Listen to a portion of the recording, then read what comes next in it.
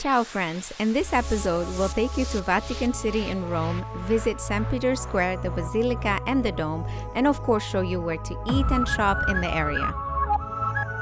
If you are not subscribed to our channel, please consider doing so before we jump in.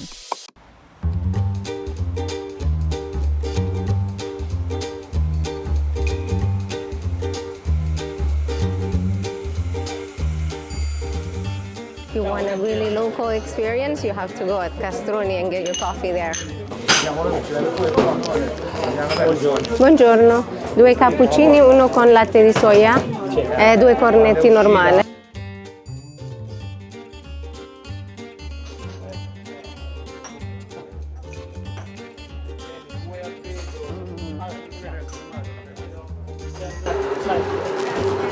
Mi fai 3 cappuccino? Uno mi ha detto latte di soia? Soia, 3 cappuccini, un latte di soia e 2 caffè. Arriviamo, siamo al secondo per cortesia. Quei 2 caffè e 2 caffè. No, 2 caffè. Vabbè, dai, su, dai. Allora, l'orcio pure la servite qua. Allora, rifacciamo l'ordine, dai, con calma. Se vede appena 2 caffè e 2 caffè.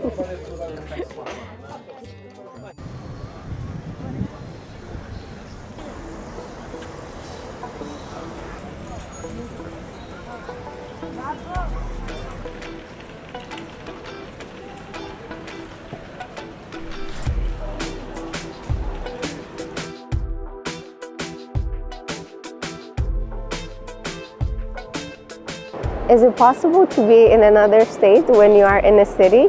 When in Rome, it is. Welcome to Piazza San Pietro, or St. Peter's Square. Both the square and the basilica behind it are named after the Apostle Peter, which was one of the main apostles of Jesus and also believed by the Catholic Church to be the first pope. In order to appreciate the history of Piazza San Pietro, let's go to the beginning.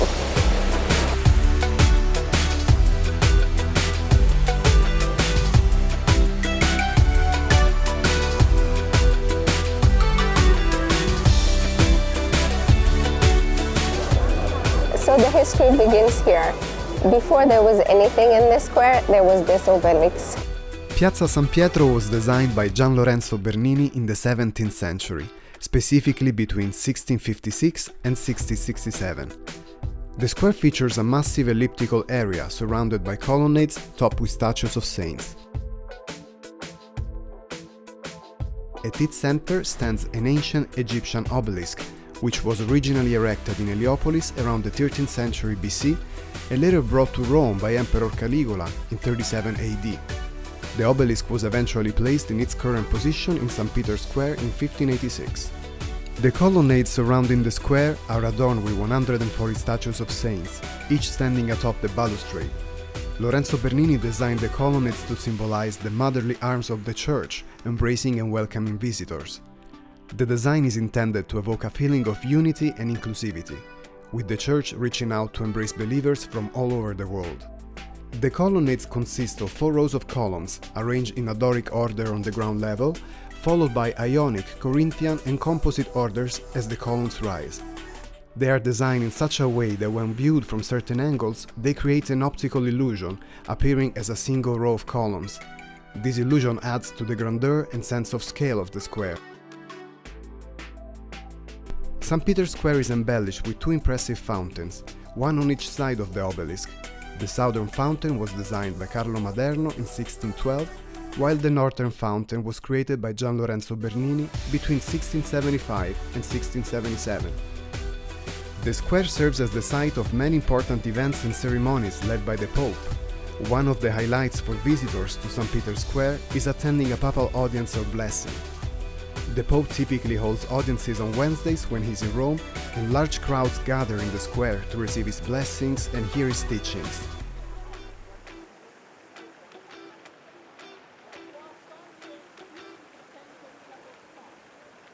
Although we showed you the piazza, of course the main attraction here is the Basilica of San Pietro, right behind me. This beautiful, beautiful basilica has been touched by so many of Italy's greatest architects, artists, such as Michelangelo, Bernini, Bramante. The basilica was built in the 16th century to replace an older one dating back to the 4th century. We're going to leave you some information below about how to get in.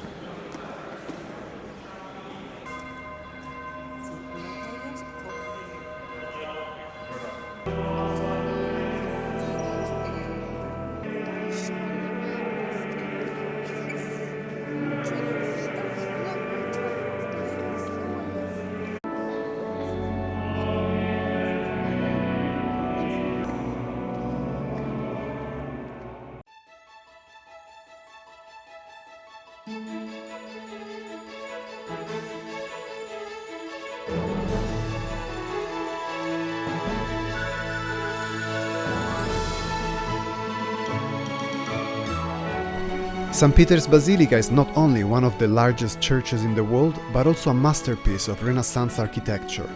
It stands on the traditional site where St. Peter was buried after his martyrdom. The construction of the basilica began in 1506 under the direction of Pope Julius II and was completed over the course of several centuries, with contributions from prominent architects and artists such as Bramante, Michelangelo and Bernini.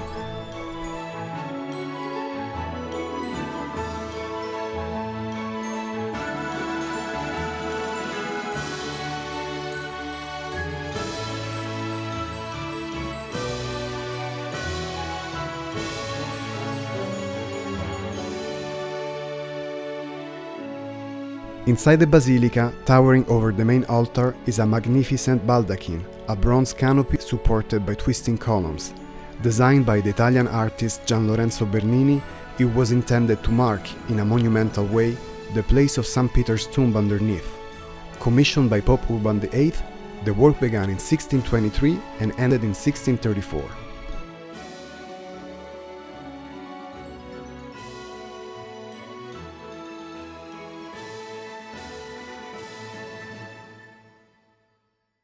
St. Peter's Basilica serves as the final resting place for numerous popes throughout history.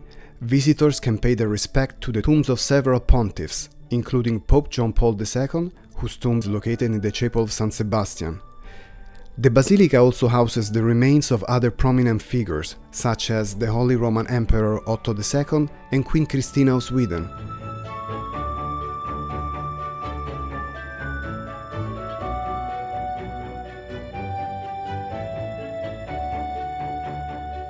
Beneath the basilica lies the Vatican grottos, a series of chapels and burial sites dating back to the early Christian era. It's where many popes and other notable figures are interred. The basilica also houses other notable works of art, including the famous La Pietà di Michelangelo, depicting the Virgin Mary cradled in the body of Jesus, which is located near the entrance of the basilica on the right. This is considered one of Michelangelo's finest masterpieces. St. Peter's Basilica stands as a testament to the wealth, power, and artistic genius of the Catholic Church during the Renaissance period.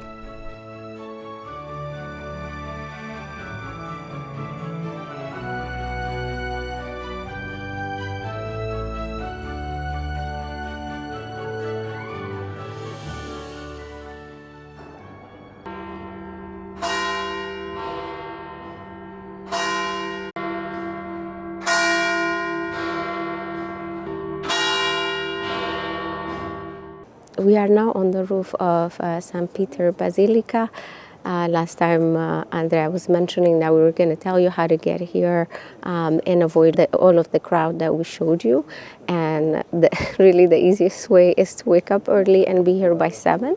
We got here at 7 this morning, and even to go to the church, we just walked in. There was no line, nobody there, and we had the whole basilica to ourselves for many, many hours before the crowd started coming. And you know, like the best thing to do when you are here is to go to the dome, and they have tickets for €8 and €10. 10 euros with the elevator, which is faster. So you can get those and come and enjoy the view here. So we're going to take you to the top and show you also what kind of view you can see, but it's absolutely worth it to come up here.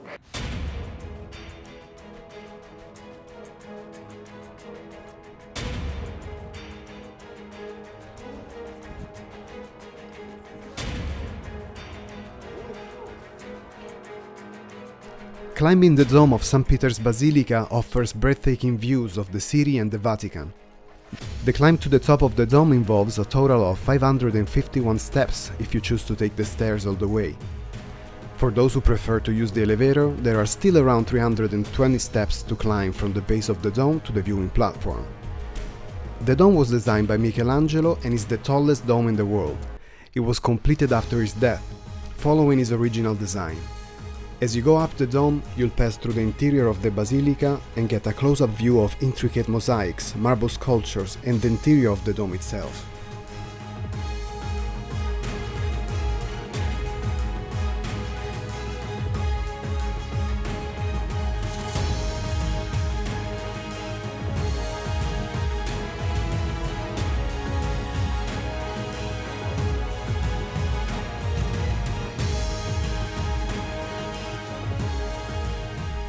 The climb is not recommended for those with mobility issues or claustrophobia, as the staircases can be narrow and winding, especially in the upper sections.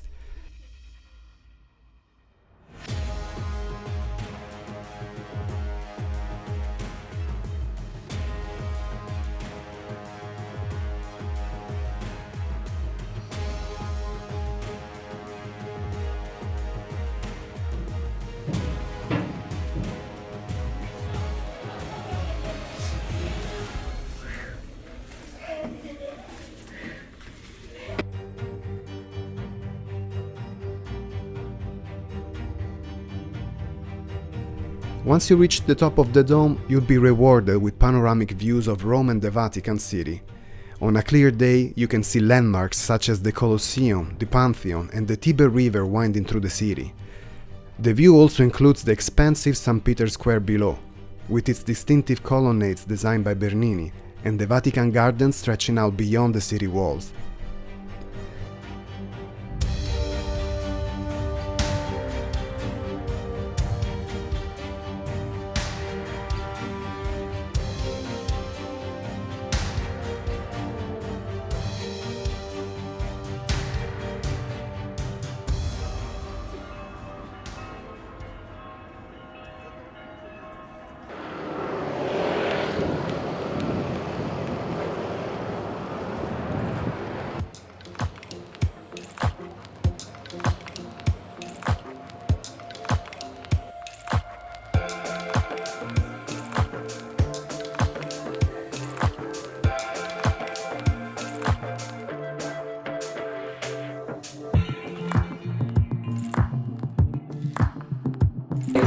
After visiting the Vatican area, we wanted to show you a place where you can get amazing sandwiches.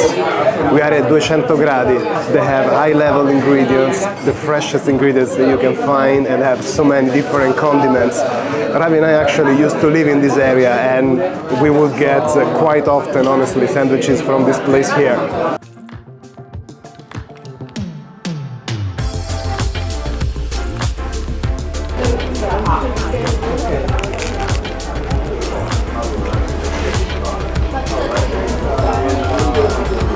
Now this is a good reward for braving the cold today.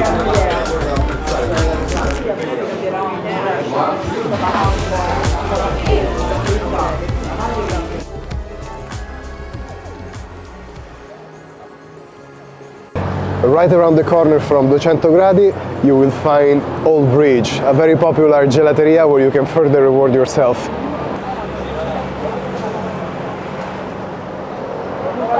It's full of people.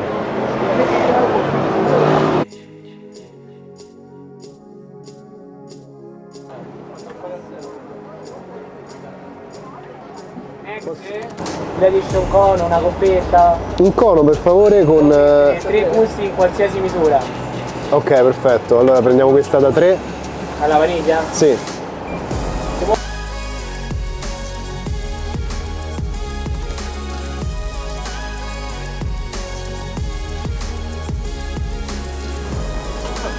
Ok, a posto, grazie.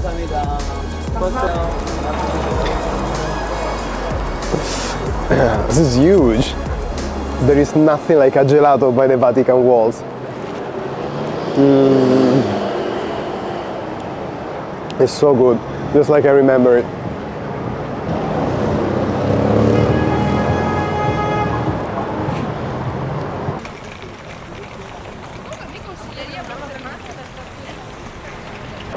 After visiting the St. Peter Basilica, you can come and shop in Via Cola di Rienzo. This is a very beautiful street that connects actually Piazza Risorgimento, right by the Vatican, all the way to Piazza del Popolo, another area that probably you will want to visit. The street is lined with stores of all sorts of brands, from high-end brands to more affordable ones. We showed you where to eat by the Vatican, as well as here, again, Via Cola di Rienzo, where you can shop. The idea is to show you what you can do when you are in the same area, instead of going from one end of the city to the other, because Rome is really, really broad. So even if you think that you can visit everything in one day or in very few days, it might be tricky, because moving from place A to place B can require time. There is traffic, there is unexpected constructions. So if you can narrow down each day on a single neighborhood, because you can get the most out of it without getting tired.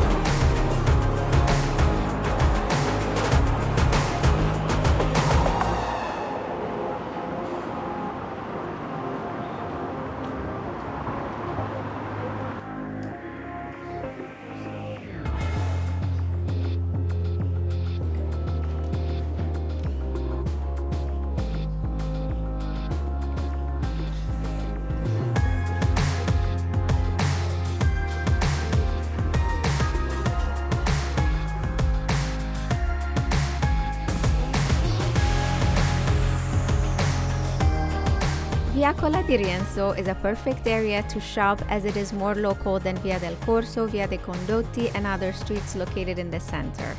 Here you will find affordable Italian brands like Sicily and Benetton, and high-end options such as Gente, Louis Jo, and Max Mara, which is my favorite brand.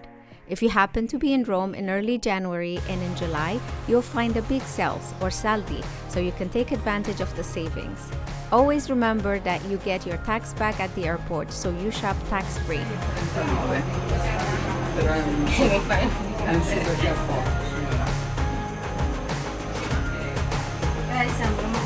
È molto bello.